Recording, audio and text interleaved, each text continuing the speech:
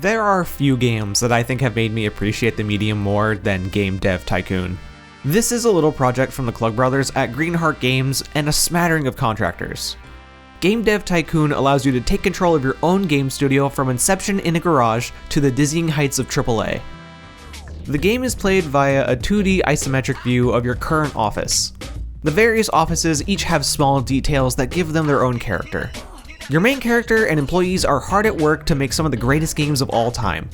Hopefully. I've also turned on the tags mod, which helps clean up the in-game interface a bit. Not at all necessary, I just prefer the look. The soundscape here is relaxing. There are no harsh sounds, and the music is quite pleasing to me. It makes for a great listening experience while I accidentally spend most of the night playing again.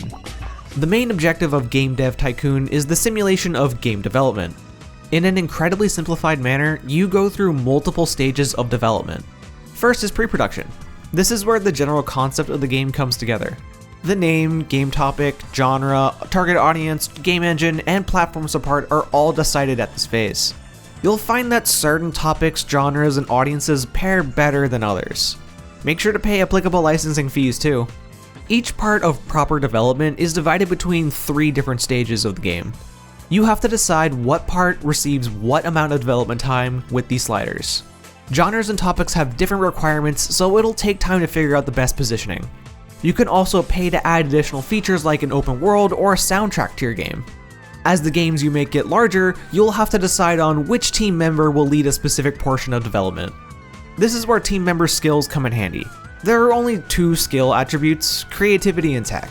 I would not advise having a tech guy write your story, nor a creative making AI.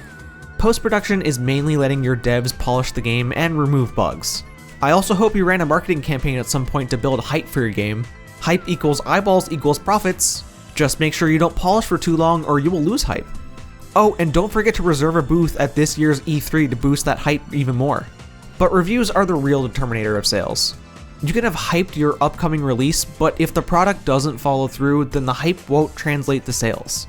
You make a great game, but release it on a small or outdated console, then sales will likely struggle.